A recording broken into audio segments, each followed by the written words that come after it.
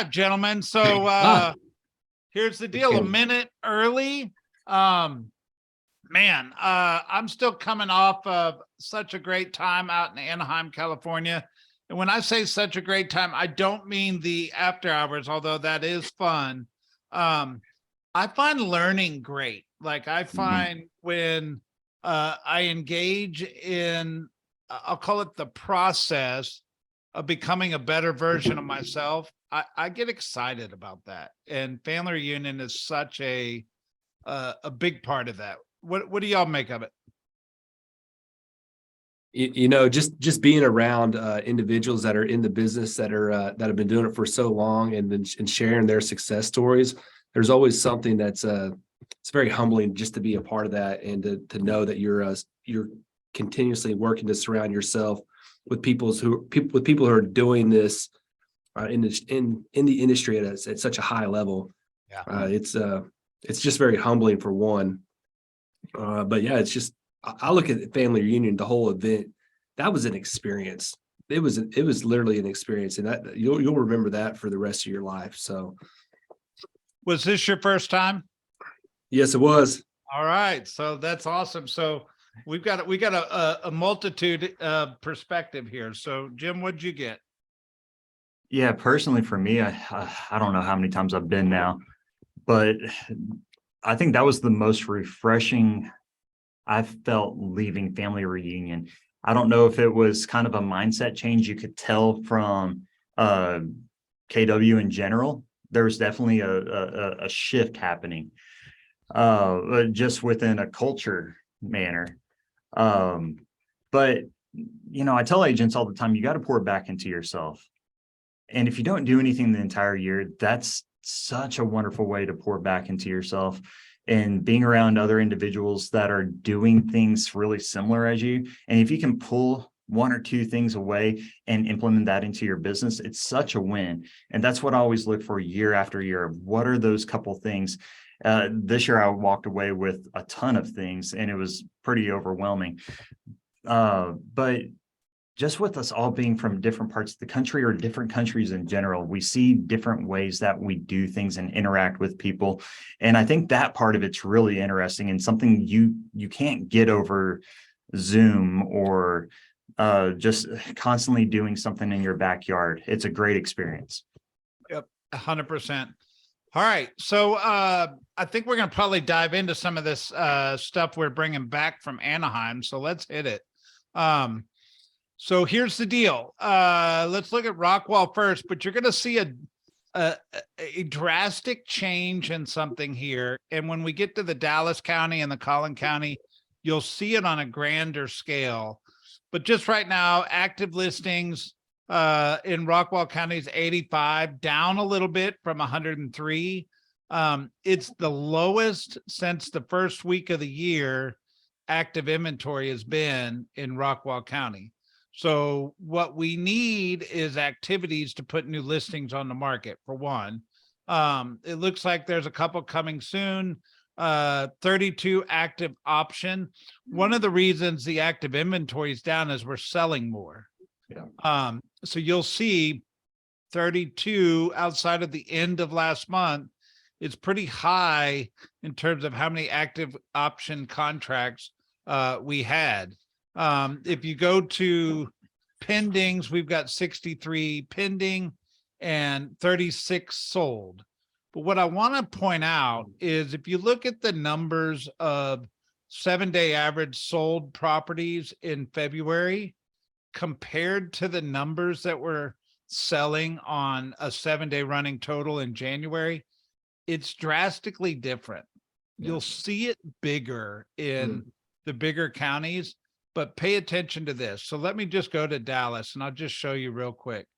So if you look at these numbers for the sold properties, 7-day average in Dallas County, 252, 323, 397, 380, they look very different than these numbers, which just goes to show we've been saying on this call for 4 weeks, like the spring market is building, the spring market is building, the bell curve of real estate is back, and February is going to be a little bit bigger than January, and then March is going to be even bigger. I'm showing it to you right here. Yeah. You should see that the market has really started to pick up. Outside of that, 783 active listings, 327 active pending. Same conversation. We're in the threes here. We were primarily, well, there was a couple threes here at the end, but you can see the buildup, right? And that's a really big story to pay attention to, is the market's really starting to build up. Collin County, same kind of story. Through 469 active, 177 active option. And then the sold numbers, 247, 191, 294, 269, compared to 187, 131, 146, 214. So it's pretty exciting to see it building up like that. The other thing I just like popping out to the lake for perspective, active options, they've got 71 active option. There's 10 under contract. The solds were at 16. Even at the lake, you can see it. 16, 14, 12, 16 compared to 8, 10, 13, 12. Yeah. Right? It's just enough to say, hey, the market's moving a little faster in February. All that to say, what did I miss? What do y'all see in these numbers? Yeah, it's an upward trend up. I thought you said it perfectly. You just look at the natural progression of where we're going in this current market. Next week, Rockwall County has their spring break. And I think that I love having Rockwall County as like the first week in March for their spring break, because we can get to business a little faster going in the spring. So you should really be using this week as a week to prepare coming out of spring break, because there's going to be a lot of movement. It's going to progressively, it's not going to be like the floodgates just open up, but it's going to be a good progressive stream out, and eventually there will be floods happening. 100%. Dustin, anything you'd add? Yeah, I think you can just see the numbers as they're increasing. You know, people are just starting to settle into knowing that it's coming back to a normal market, a stabilized market, and the houses are still, you know, just like it usually does in the spring, starts picking up a little bit. You know, I feel like we're seeing that same trend. Yeah, So that's well said. Let's translate this. So, how do I use this information in dialogue with a buyer? How do I use this information in dialogue with the seller? Yeah, if I'm talking to a buyer right now, I'm telling them inventory is still low. We can see the pendings going up. And especially if they were in the market over the last year or two, if you don't want to be in multiple offer situations, because they are already happening with certain homes, we need to be looking diligently right now. The longer we wait, the more we're going to get into that market, and reminding them of, we can always refinance. There's a lot of loan programs. If you don't know your loan programs, talk to Sherry Crane.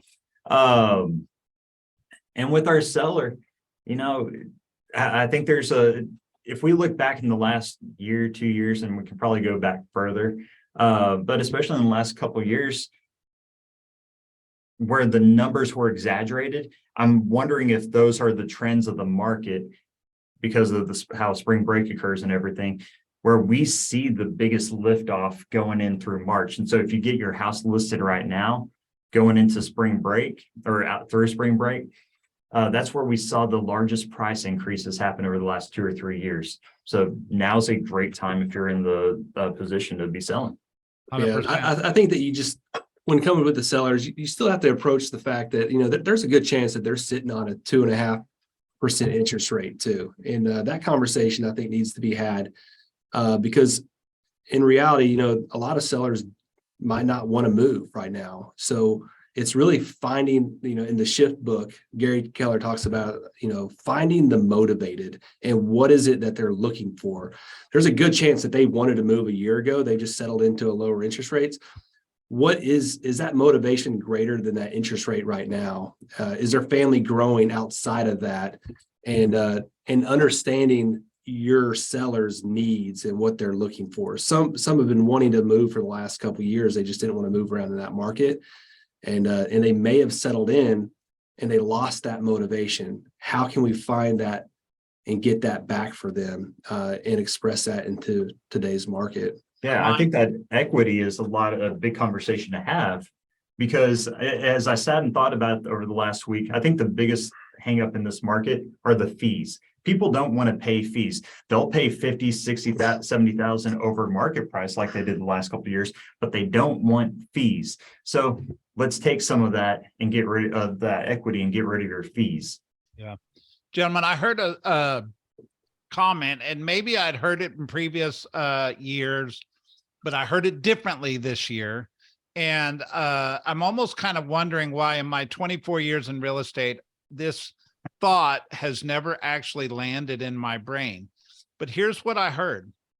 When you buy a house, you actually lock in your cost of living. Mhm. So if you think about it, if I buy a house today, even if I paid a 10% interest rate, I actually lock my cost of living in. My mortgage is not going to drastically change. My cost of living for the next 30 years while I'm in that mortgage is pretty much locked in. Now, if I wait a year to buy a property, I'm actually locking my cost of living in 12 months from now, which is actually going to be higher because the appreciation of the value of real estate. So the whole point of buying real estate when you do is to lock in your cost of living. Then if you had the opportunity to reduce your cost of living by refinancing, that's great. But if you don't, you actually won't have the opportunity of today's cost of living again tomorrow. And the reality is that's really what the conversation is let's go lock your cost of living in for the next 30 years while you're in a house. Because the reality is we all go, I'm sure our parents went, I can't believe you paid that for your first house, right? And I'm thinking the same thing when I'm helping people buy their first home. But the reality is their cost of living versus my cost of living were different because of when I bought my house compared to when they're buying their house. And I think really it's not so much, hey, what's the interest rate conversation? I think it's actually a deeper conversation of, hey, let's talk about what your cost of living for the next 30 years is going to look like. And let's lock you in. And then if we can get it down later, that's going to be gravy. But right now, if we don't lock it in, a year from now, it's going to cost you more money to live. Do you plan on getting a pay raise? Right. Yeah. No, I like that. It gets deeper into instead of just the now, into the future. And so, you start building that overall world for that person and getting them to realize there's a bigger picture than just today and tomorrow. 100%. Yeah. All right. So on therealestatestats.com, I uploaded all the stuff from the National Association of Realtors and all their research, plus I'm going to mess up my thing here, but all Gary Keller's vision slides. But in the NAR research, the second slide on here is primary reason for purchasing a home. And Dustin, you were already talking about this just a minute ago, but here's what I wrote down in my notes. If this is what the research says as to why people buy real estate or sell real estate to up, move up or move down, does our messaging match this? Do our mofers in our business, do the stuff we put on social media, the stuff we put on postcards, is the messaging attracting these reasons why people buy and sell real estate? Does that make sense? Yeah, that's I'm dropping bombs today, baby. Go. No, it's very interesting. Desire to own a home is just very very open to, as far as like what's the reason for owning a home. So there's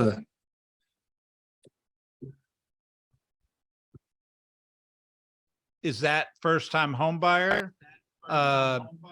What does the messaging sound like? I'm echoing, gentlemen. So here's the question. Have you ever had a desire to own a home? Here's a seminar next Thursday at 4:00. Is your biggest opportunity to build wealth in America today is to own a home. If you don't own a home, we need to talk and get a plan of action in place. This is messaging around desire to own a home. Messaging around desire to be closer to family and friends. Hey, who do you know that you wish you could see more often in your immediate friend circle? Who do you know that you wish you could see more often in your immediate family circle? Is there an opportunity for us to move you closer to the people that care about you? Let's talk, right?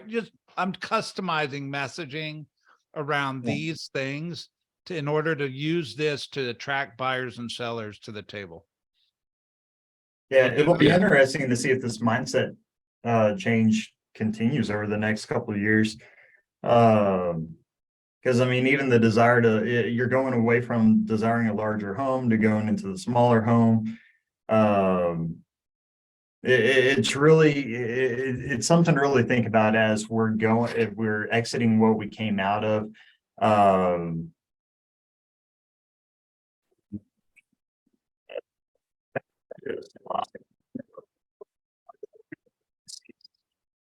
Is that you guys or me that's having bad service here?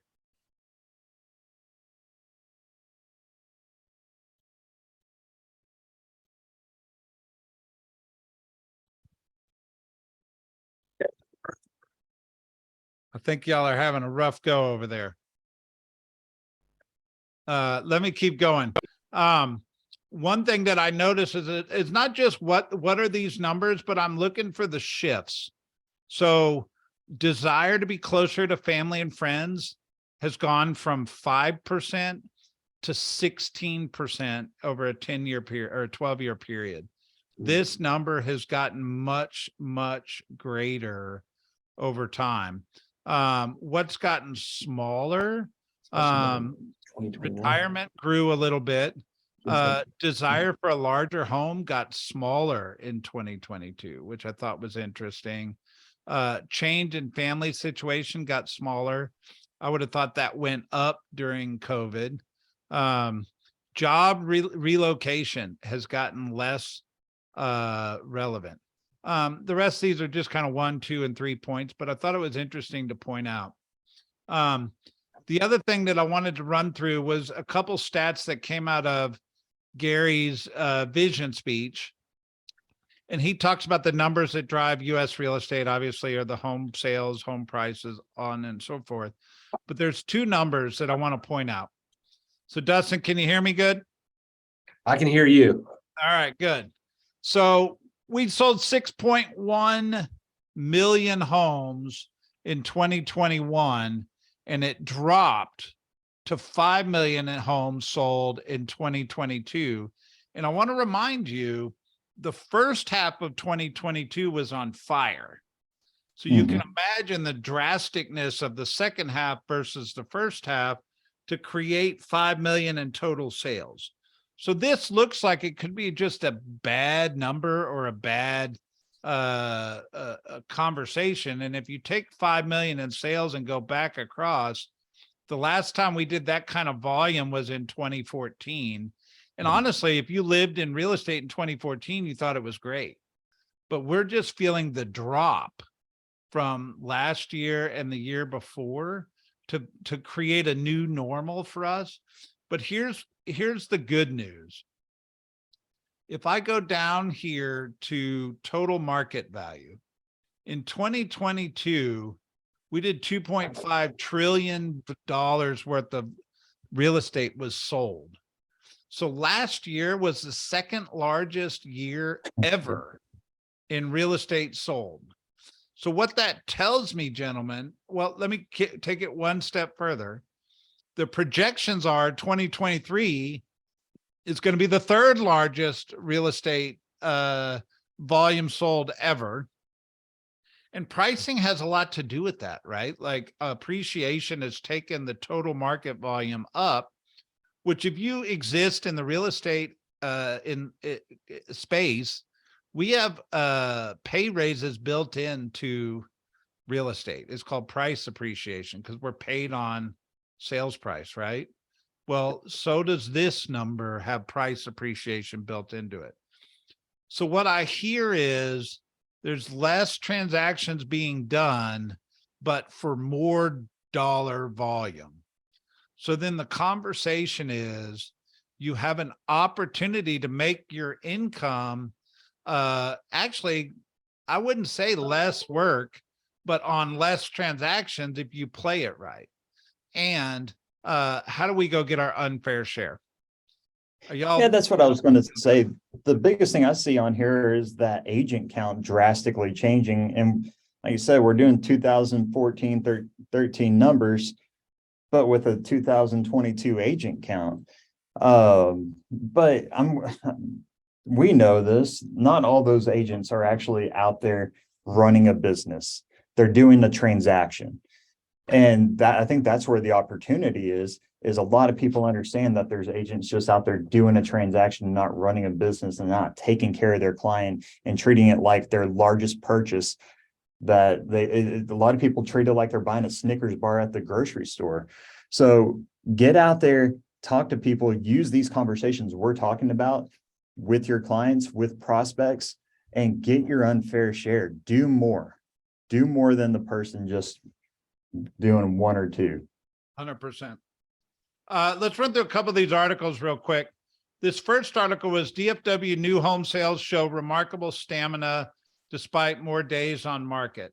So I kind of laughed at this for a minute, and let me just have my chuckle and then let's talk about it.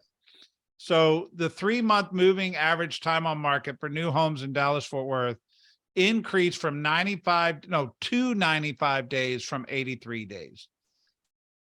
Come on, like 3 months of days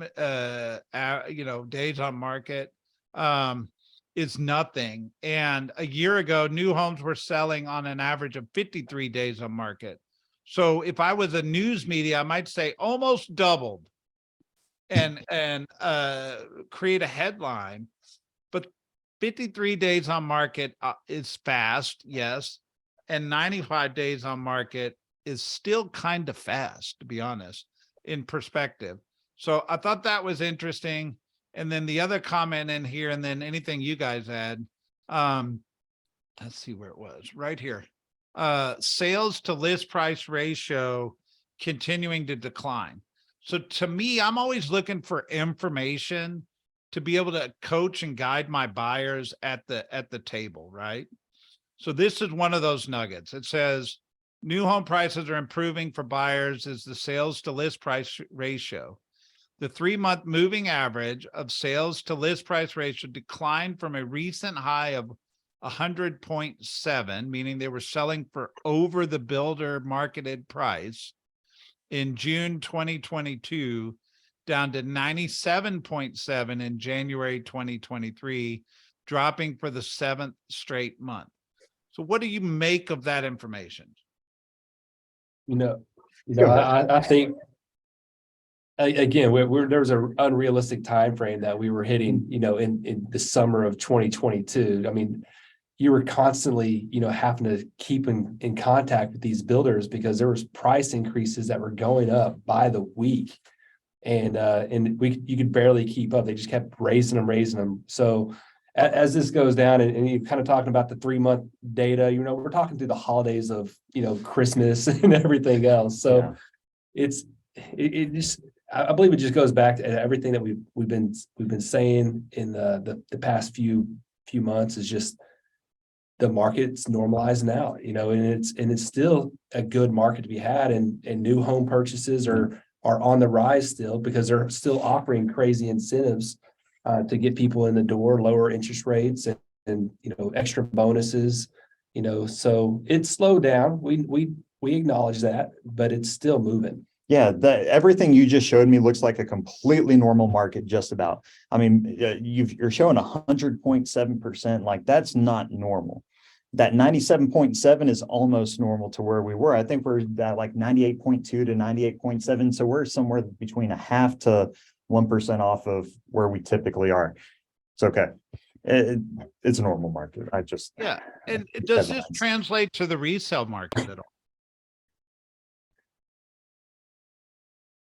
Jim, Is that- does this translate to the resale market? Yeah. Yeah, I think it does. I think between what we see with inventory, what's on the ground, I mean, builders stop building, right? And so I think there is a lot of translation. I think the numbers are up or a little down. But from what we see on the new home market, we're seeing right now in the resale market. I think you can take that and use it with your sellers. And Yep. So I find this interesting. So new homes is a big topic right now. And why do we think so? I think it goes back to again, you know, they can, there's interest rates that can be locked in at 4.99. There's buyer incentives of 10 to 20,000. You know, I was looking at some comparables this weekend over a house, and you know, a guy bought it, you know, a year and a half ago, and he's already considering about selling it, and he's in a neighborhood where they're still developing. It's like, man, you can't, you look at what that house is selling for, but on top of the interest rate that they're getting, and on top of the incentives that builder is offering, like that guy is going to have to come in well below the asking price of a new build just to be able to compete for the mortgage payments and the incentives that builder is offering. So for those guys, I mean, there's still equity to be gained. Don't get me wrong, but to be competitive, they have to consider that they might not get as much for their house as a brand new house will go for in that same neighborhood. yeah. If you're looking at a house in Wood Creek, you definitely got to consider that. I think from an agent perspective, you know, the builders are our friends again, right? So They love us again. We've said that on here. yeah. I mean, they're offering us another percentage or two. They're offering, I mean, they're throwing the kitchen sink at us. There's a lot of bonuses out there. There's a lot of bonuses to the buyer, like you were saying. $10,000 here in closing costs and $30,000 in upgrades. There's a lot of great deals. I mean, it's a lot different from when they were kicking people out of contract because they knew they could get another 20% just a year ago.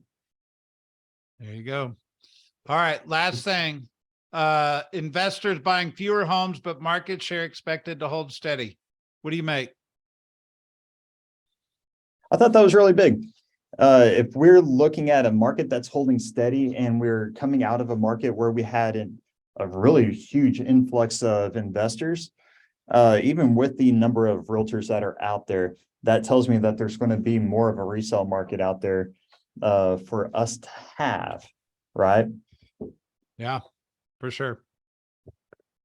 I think they're sensitive to interest rates, but I'd go back to my conversation. If I was consulting an investor today, I'd go back to that conversation I was having about locking in your cost of living.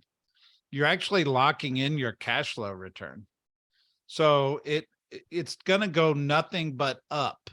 If you lock in a debt service on property today and the value appreciates and rent escalates over time, your rate of return is on an exponential increase over time, where if you're stuck just getting nervous about a interest rate, you actually delay your ability to escalate your returns.